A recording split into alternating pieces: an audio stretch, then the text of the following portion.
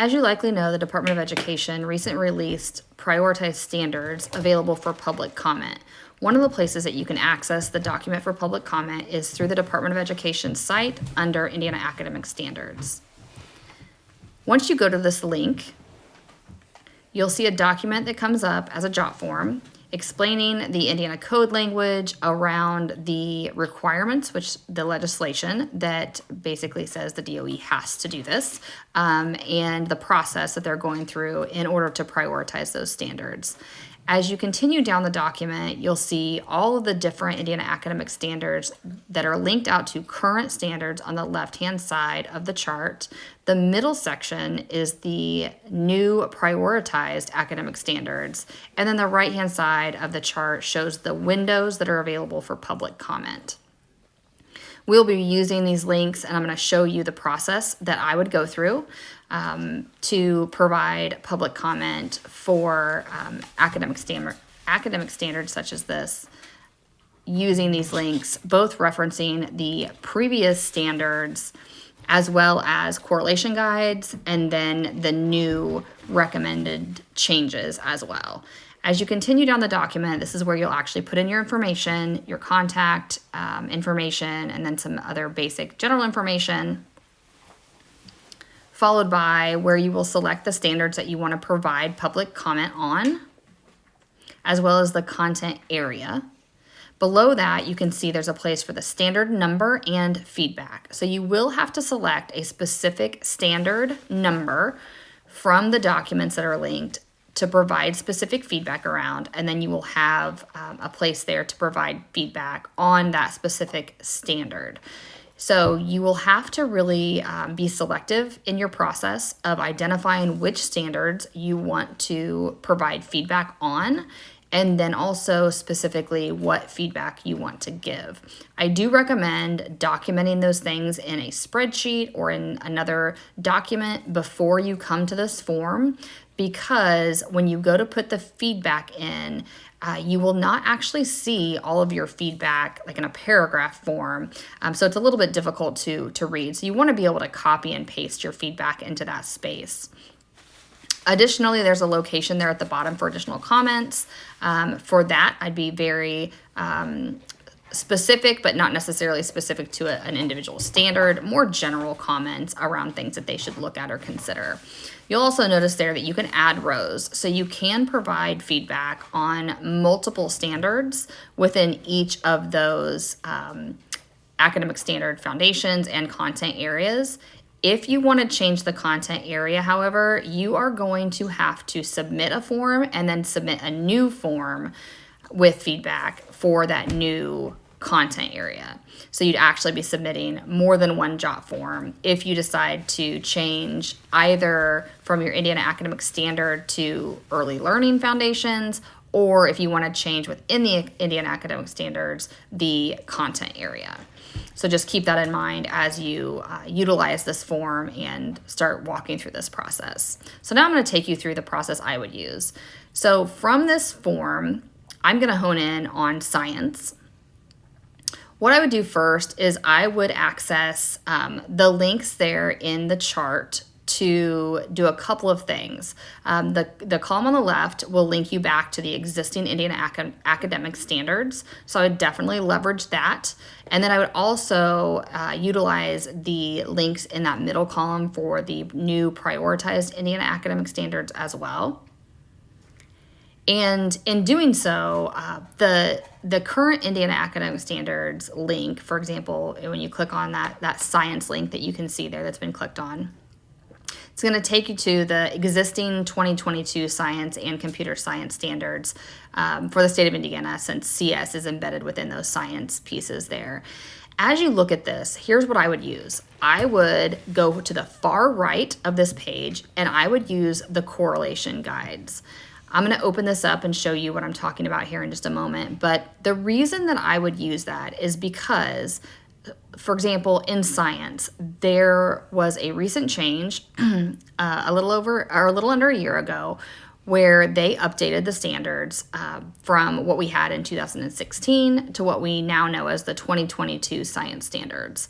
At that same time, they also did the computer science standards. However, with this legislation and this process of public comment, those standards have been prioritized for science, and I know computer science has actually had some standards removed. So when you click on those, I'm going to use grade 3 as an example. You click on that correlation guide. This is what it's going to look like. So this document is going to help you because it's going to show you in science the 2016 standards and then the new 2022 standards prior to what you're going to be providing public comment on. So this is a document that I would recommend using across content areas as you begin to look at the areas that you would like to provide meaningful feedback in the public comment window time. So from the site, you can also get to that just by clicking on the specific topic area that you want or content area that you want. And it takes you back to that same page where you can select the individual standards, or you can also select that correlation guide that I'm referencing. So going back to the JOT form, you can also click on that middle column link, and this is what it looks like for science. So I clicked on that middle column link for science and pulled up that additional document outlining the new recommended standard prioritization. And what I'm going to do next is I'm actually going to pull those up side by side and show you the process to go through making quality public comment. So again, you can see here in the video, I'm toggling back and forth. Then I'm going to pull these up and I'm actually going to split screen. Okay, so on the right-hand side, you see me accessing that correlation guide again. And on the left-hand side, you see the actual linked public comment document. This one happens to be for science. And I'm just scanning in to the grade level that I want to focus in on. You can see the tabs at the bottom there, K2, 3, 5, 6A, Bio, Chem, ICP, etc. across the bottom. So toggle to the grade level that you want. Again, we're looking at science here.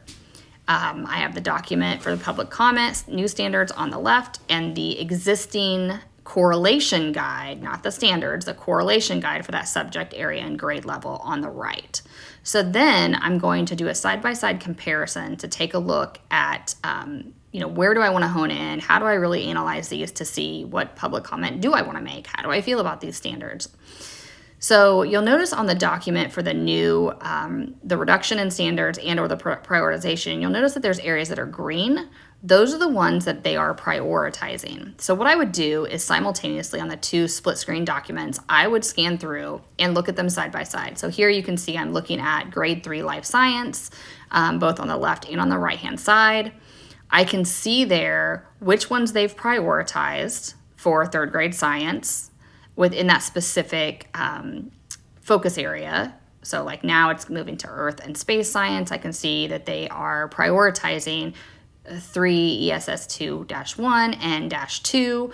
And then I can see where they fit within the existing 2016 old standards and then the updated 2022 standards.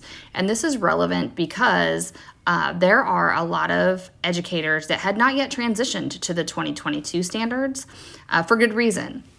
Or we're in the process of transitioning and also selecting curriculum and instructional materials for next year. So these are all documents that I would use and definitely recommend this process as you go through, regardless of the content area, of how you're going to actually analyze what has changed and where you want to make public comment or recommendations. This example here is showing the same thing, but just with bio. So for biology, I went to the DOE site and pulled up the correlation guide. This is showing 2016 standards compared to 2022 standards. And then the document on the left, again, is still that linked public comment document for the updated and prioritized standards. And I would just go through that same process as I showed for grade 3, where I would side by side make a comparison. In this example with biology, you can see here that under ecosystems, the highlighted green standards are the ones that they have prioritized. And as you compare those to the right side of the screen here with the correlation guides, you can also start to see if any standards were not only not prioritized, but potentially even removed. So the legislation that was put into place that required for DOE to go through this process did also allow for standards to be reduced, not just prioritized. So not only are you going to see that green highlighting, but you may also see some standards in some of the subject areas and content areas actually removed. And I'll show you an example of that with computer science reduction. Here at the bottom, again, just a note to make sure that, again, this is specific to science, that you are going to the tab that you need for the specific content area or subject of science that you are looking for, or grade band. So here is an example for chemistry, same thing. On the right-hand side, I went to the DOE site and within the standards page and pulled up the correlation guide, not the individual standards, just to give me a little bit deeper understanding of where the science standards were for the specific subject and where they ended up in 2022 when all of the science standards were board approved last summer, and then comparing that to the prioritized standards in the new document that's linked out in that middle column on the JOT form. Here you can see on the left-hand side, the public comment form for computer science. You'll see that this is broken down a little bit differently. It is K8, and then you can see on that actual document the different grade bands separated, but they are all on that same document. On the right-hand side again, I'm pulling up the correlation guide from the DOE Academic Standards site, where I can see the 2016 standards, the 2022 standards, which were new board approved last summer, and then compare that to what's being recommended that's open for public comment now. This is where you're going to want to really pay attention to remove standards. Computer science did get a reduction. So for example, in this kindergarten K2 standard here, you can see that there in 2022 were 5, and now standard 1 is actually missing. So they removed K2DI1.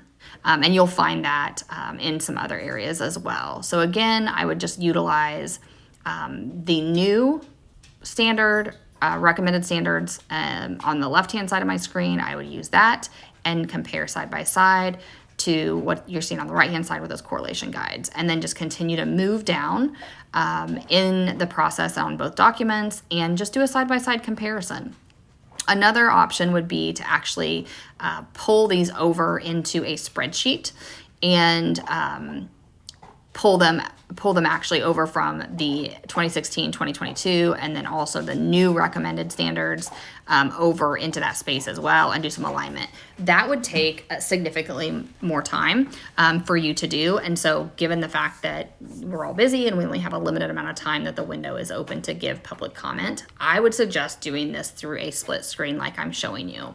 That would be the process that I would follow for any of the subject areas across the board for all of these new recommended standards that are out for public comment. There are a few that are open now, and then there will be some more that will open in the coming weeks. One that you're not going to have a correlation guide for is STEM standards. STEM standards are brand new, and so that's going to be a document that you are going to have to do a little bit more digging into. They are by grade band, K2, 3, 5, 6, 8, and high school. And you can access those across the bottom of the tabs. And you're really just going to have to take some time to really dive into those and read through them to, again, use that JOT form and provide very specific public comment on those standards, because there is no correlation guide for you to compare it to, like I was showing you with the previous subjects.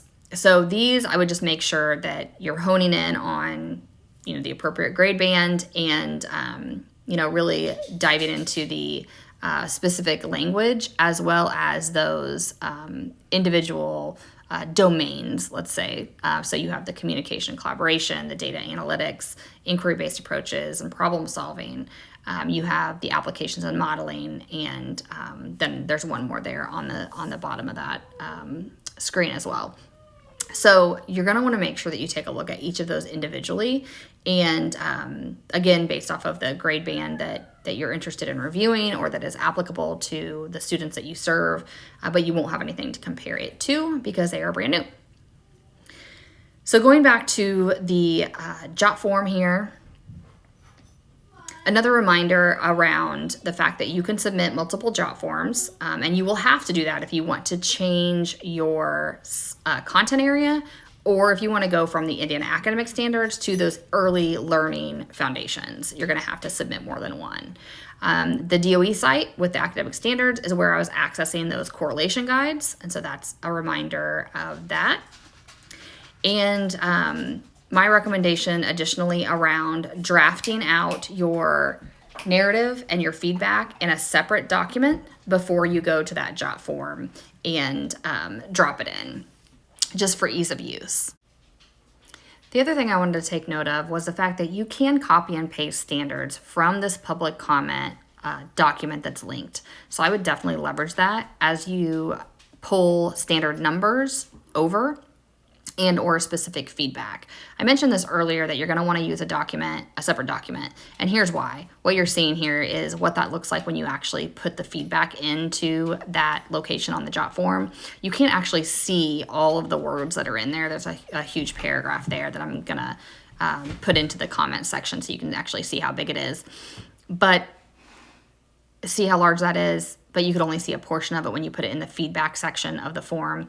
So that's why I recommend, or one of the reasons I recommend, actually putting your feedback, standard number, and specific feedback on that standard in a separate document and then copying it over into the JOT form for each of those standard content areas, because you'll have to submit a different one each time. A few reminders as you go to the DOE site where to find the information that I've shared today, being shown here on your screen. To go to the academic standards, this is where you can access all the different subject areas and content areas in order to do that side-by-side comparison with the correlation guides, and also where you can access that link for public comment. A few timeline reminders. April 29th is the last day of the current legislative session, so things can always change until that closes. Additionally, the updated standards are set to go to the State Board of Education in June. So without approval from the State Board of Education, nothing is final on these standards. Please leverage this time for public comment and spend the time needed. Hopefully these hints will assist you in making this a less painful adventure to provide your public comment within your content area on these reduced and prioritized standards.